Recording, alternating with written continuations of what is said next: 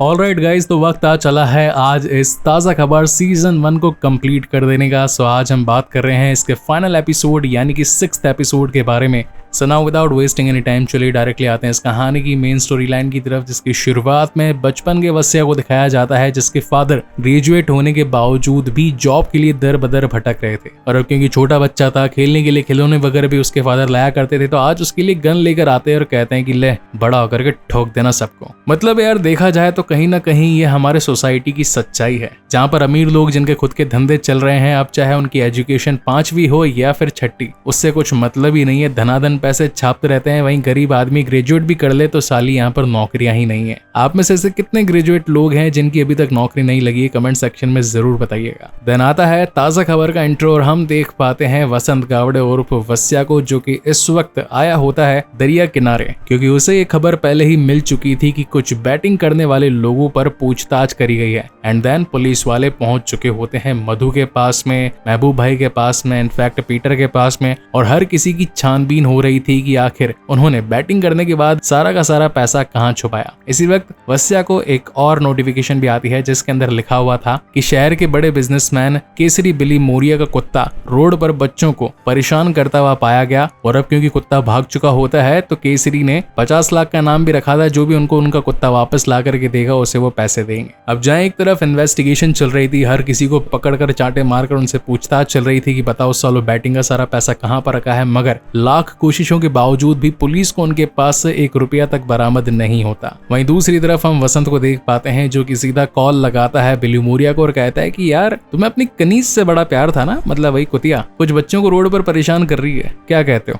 उसे गोली से उड़ा दूं या फिर इसके बदले अपना घर बेचोगे। और अब जैसा कि कनीज से अपने बिली मोरिया साहब बहुत ज्यादा प्यार किया करते थे, वो नहीं चाहते थे कि उनकी कुतिया मारी जाए। इनफैक्ट वो तो खुद के मरने के बाद इस पूरे घर को डॉग शेल्टर भी बनाना चाहते थे। दैट इज वाई वो वसंत के साथ सौदा करने के लिए तैयार हो जाते हैं और सिर्फ अपनी कुतिया के बदले इस पूरे घर को बेचने के लिए भी तैयार थे। मगर वसंत का दिल अच्छा था और जो रोकड़ा पुलिस वालों को मिला नहीं था, वो ढूंढ रहे थे, तो वो सारा का सारा रोकड़ा कार की डिक्की में मिल जाता है बिली मोरिया को, ताकि घर बेचने पर उसे कुछ तो पैसा मिले। और अब हमें यहाँ से एक रात पहले का सीन दिखाया जाता है। तो बेसिकली एक रात पहले ही खबर आ चुकी होती है वस्या के पास में कि अगले दिन कुछ बुकीज पर रेड पड़ेगी, मतलब कि सभी की जो बैटिंग वगैरह लगाते हैं उनकी टेस्टिंग वगैरह होगी, पकड़े जाने पर पुलिस कार्यवाही होगी। मगर कुछ निकलेगा नहीं, यानी कि वस्या को ये बात तो मालूम थी कि पुलिस आएगी जरूर, छानबीन जरूर करेगी, मगर उसे सारा का सारा पैसा कहीं ना कहीं छुपाना पड़ेगा या फिर किसी को देना पड़ेगा। तो इसी वजह से उसने प्लान लगा करके बिली मोरिया की कुतिया को भी भगा दिया और ऊपर से पुलिस की गिरफ्त से बचने के लिए दरिया किनारे जाकर के बैठ गया। खैर अब जब सारी पुलिस वगैरह जा चुकी होती है, शेट्टी भी हाथों पर हाथ धरकर बैठ चुका होता है, क्योंकि उसका जो काम उसने सोचा था वैसा हुआ नहीं था और अपना गावड़े साहब पूरी तरीके से बच चुका था, तो उसकी हिम्मत और ज्यादा बढ़ चुकी होती है। वो हर किसी से बुरे बिहेवियर में बातचीत करने लगता है, किसी को भी सीधे मुंह जवाब नहीं देता, ऊपर से अपने आप को भगवान बताने लगता है, यानी कि कहीं ना कहीं उसका ये वरदान उसके ऊपर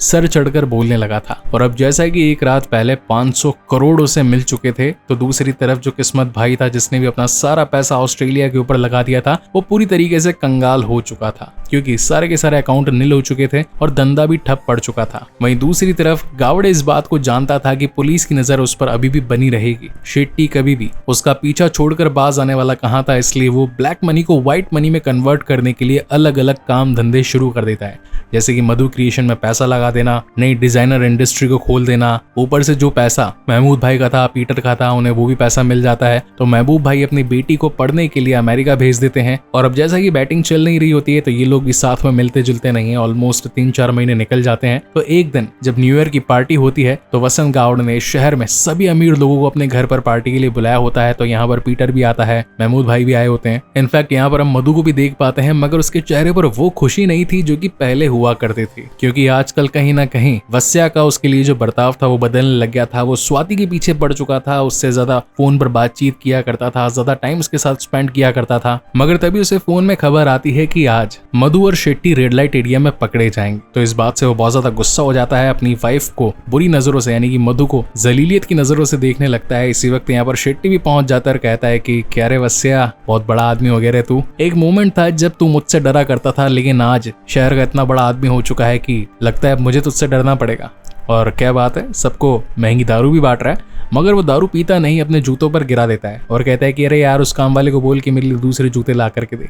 और जैसे ही दूसरा काम वाला आकर उसके दूसरे जूते ला करके देता है, वस्या की पैरों तले जमीन खिसक जाती है, क्योंकि वो शख्स और कोई नहीं बल्कि उसके पिताजी थे, यानी कि अशोक गावड़े। उनकी ऐसी हालत को देखकर वस्या उन्हें कहता है कि पापा ये काम छोड़ दो। यहाँ पर शेट्टी बताता है कि अरे यार ये बहुत बढ़िया आदमी है, बहुत बढ़िया काम करता है, कार वार भी धो लेता है, मेरे जूते साफ करता है, कुत्तों को घुमाने लेकर के जाता है। खैर अभी मेरे जाने का टाइम हो गया है और तेरे भी ऊपर जाने का टाइम हो गया। इन सारी बातों को देख करके वस्या को बहुत ज्यादा गुस्सा आ चुका था, क्योंकि दोस्त पहले जैसे रहे नहीं थे, रिलेशनशिप पहले से ज्यादा खराब हो चुके थे, हर जगह दुश्मन हो चुके थे। तो एंजाइटी में आकर के वो स्वाति को किस कर लेता है, मगर मधु को उस पर गुस्सा आ जाता है और वो उसे खींच करके चांटा लगा देती है, जिस पर वस्या कहना था कि साली तू पूरी दुनिया से चुदवाई, तो मैं कुछ बोला नहीं और आज मैंने किस कर लिया तो आज तेरे को इतनी प्रॉब्लम हो गई। अब ये बातें जो थी मधु को बहुत ज्यादा चुभ जाती है। इनफैक्ट अब तो वो उसका घर छोड़कर वापस उसी रेड लाइट एरिया में पहुंच जाती है जहां पर पहले रहा करती थी, अपने कमरे में बैठ जाती है। अब उसे कहीं ना कहीं सहानुभूति देने के लिए शेट्टी आया होता है और थोड़ा बहुत मिसयूज भी करना चाहता था, मगर मधु उसे ऐसा करने से मना कर देती है।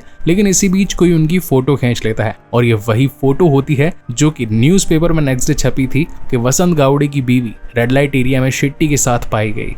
और अब पूरी तरीके से वसंत टूट चुका होता है, क्योंकि अब उसके पास कुछ नहीं था, ना ही फैमिली का रिलेशन, ना ही वाइफ का प्यार, ना ही दोस्तों की दोस्ती। तो अब एक तरीके से वो अपनी पूरी हिम्मत हार चुका था। उसका ये वरदान ही उसके लिए श्राप बन चुका था, क्योंकि जिस वरदान ने उसे सब कुछ ला करके दिया, आज पल भर में उससे सब कुछ खींच लिया। एंड देन कहानी का वही इंट्रो आता है कि एक महंगी BMW कुछ गलियों में घूमकर पैसे उड़ाकर एक मूत्री के पास आकर के रुक जाती है। और ये वही सीन था जहां पर किसी ने उसे पूछा था कि ये तेरे बाप की मूत्री है, जबकि वसंत का कहना था कि ये मेरी मूत्री है। एंड देन वो यहाँ से मूत मता करके पहुंचता है अपने घर पर, जहां पर अपने पिताजी को सोया पड़ा पाता है।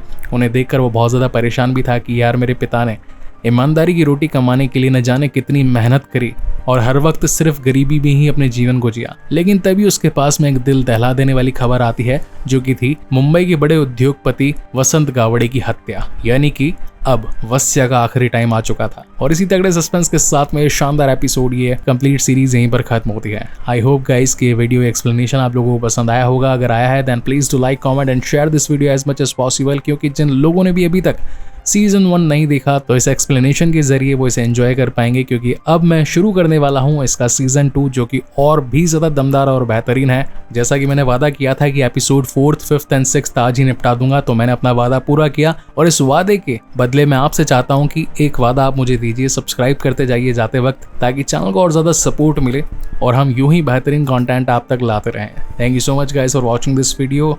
मिलते हैं इसके सेकंड सीजन में।